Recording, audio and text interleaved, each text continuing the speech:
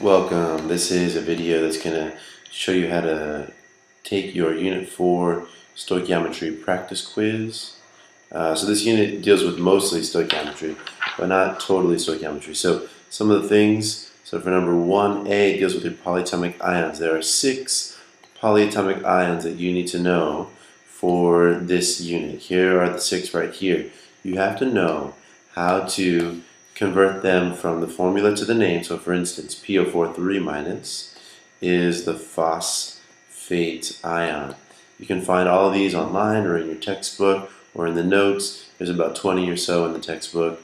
We only have to know 6 for this unit. NH41+ is ammonium.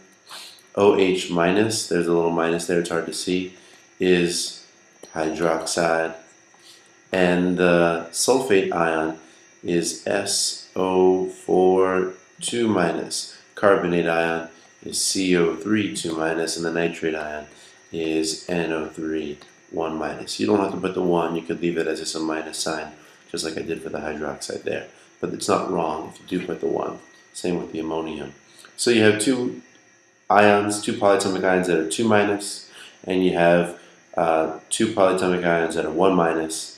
You have 1 polyatomic ion that you have to know that's 3-, and you have 1 that is 1+. Make some flashcards, memorize those. They're not that hard to learn. All right, balancing reactions. First of all, this is a combustion reaction.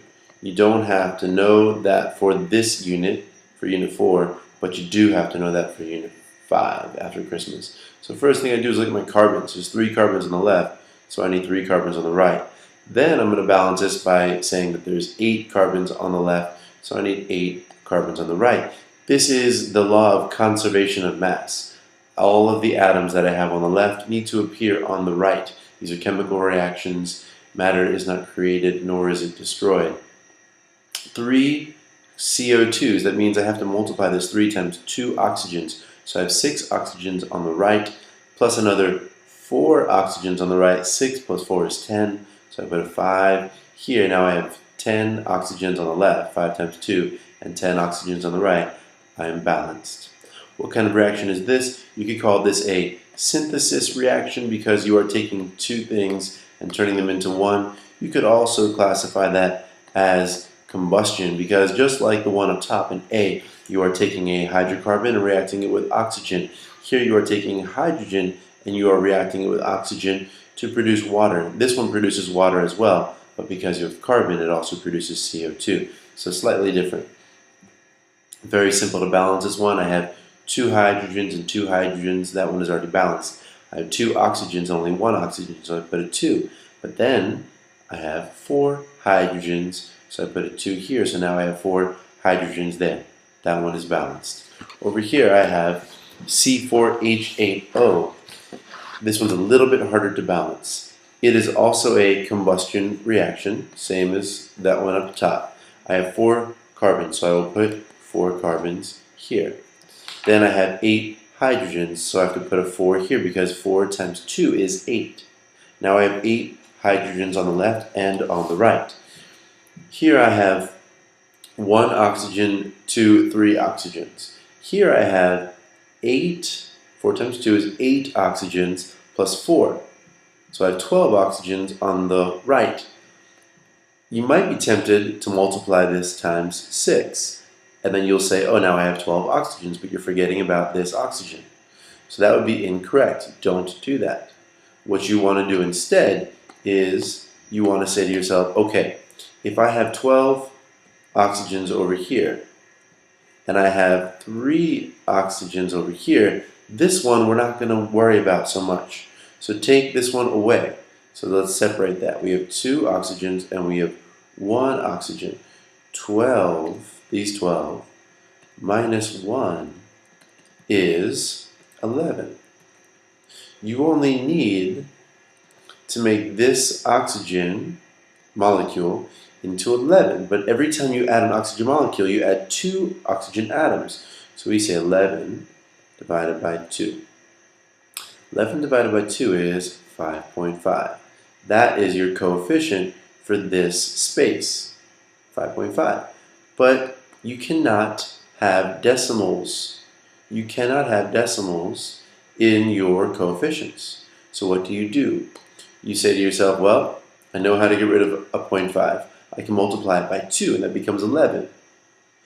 But you have to multiply everything by 2. So this is a 1, this becomes a 2.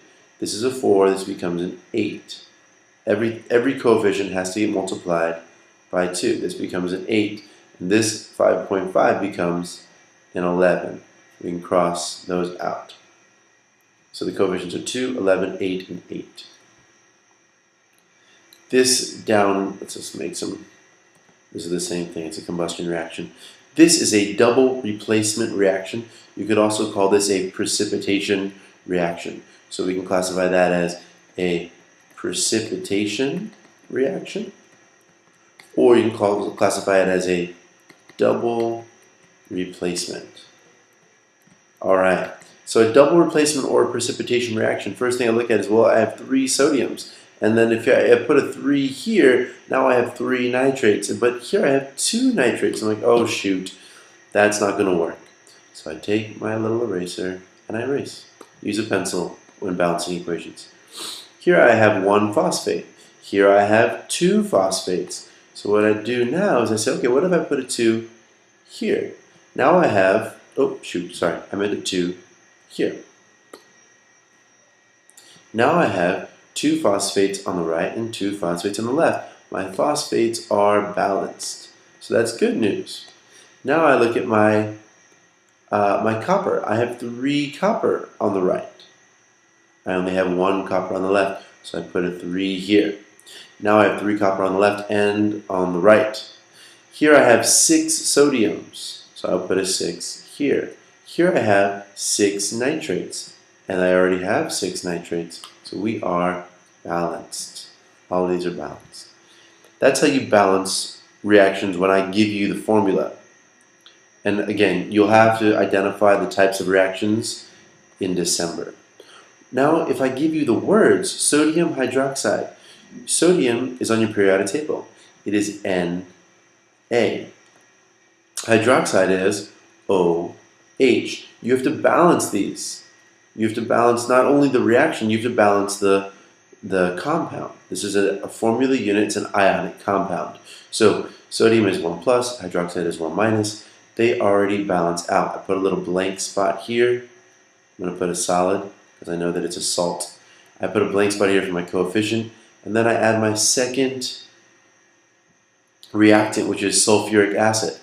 Sulfuric acid begins with H, and sulfate ion is O4 2 minus. Each hydrogen ion is a 1 plus. So I'm going to need 2 hydrogen ions in order to balance that reaction. It produces sodium sulfate and it produces dihydrogen monoxide. Dihydrogen monoxide is just water. So water is a liquid, sodium sulfate is a salt. If it's in water, it's aqueous. If it doesn't form a precipitate. In this one, it does not. I'll teach you those precipitation rules later. This is an acid. Acids are always going to be aqueous. You could have an acidic salt, but it's not quite an acid yet unless you add the water. So now I have to balance this reaction now that I've written out the proper equation. Oh, and I kind of breezed over this, but I need 2 sodiums, right? Because this is a 2 minus and this is a 1 plus. So I needed to balance this out by having 2 sodiums. So now here I have 1 sodium and I have 2 sodiums. So let me add a 2. Let me try that. Just try it. 2 sodiums, 2 sodiums. We're balanced. Good job. How many sulfates do I have? I have 1 sulfate, I have 1 sulfate. Done. Now let's look at the H's. I have 2 H's. Here I have 2 H's and then another 2 H's. So I have 4 H's on the left and only 2 on the right. Let's put a 2 here. Let's try to balance out the H's. Now I have 2 oxygens on the right. And let's see how many oxygens I have on the left. I have 2. We are balanced. This is a acid base. This is your base.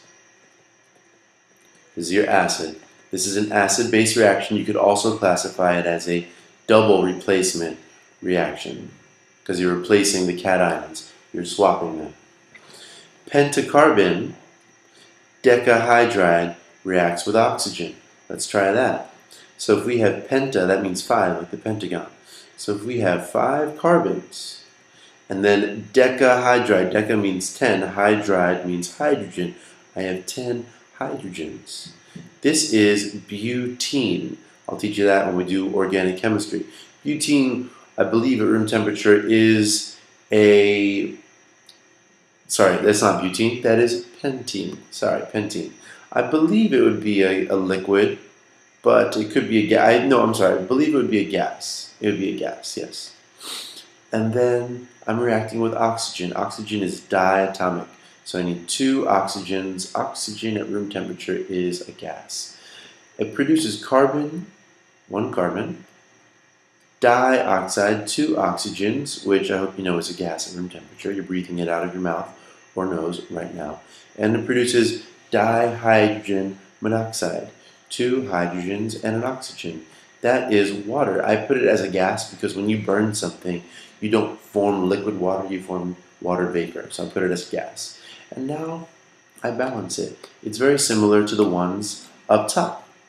If you notice, it is a combustion reaction, just like this one is a combustion reaction. It looks very similar, I hope. 5 carbons, 1 carbon, so I put a 5 here. I'm balancing everything out. Matter cannot be created or destroyed. It's the conservation of mass.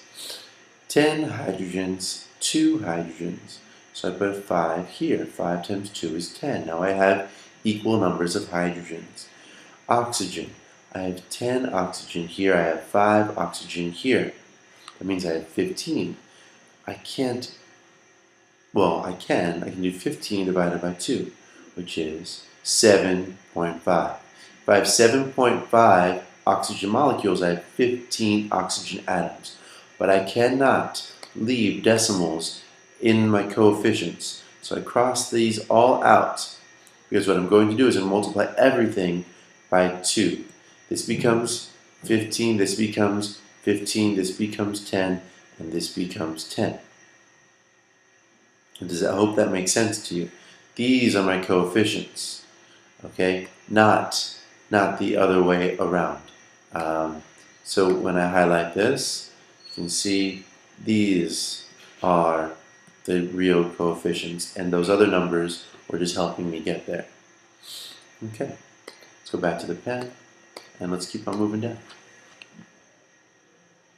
Now here I'm getting into some molar conversions. I have to understand what a mole is. So if you look at the other sets of notes, it compares a mole to a dozen, because a dozen is a word that refers to 12 of something.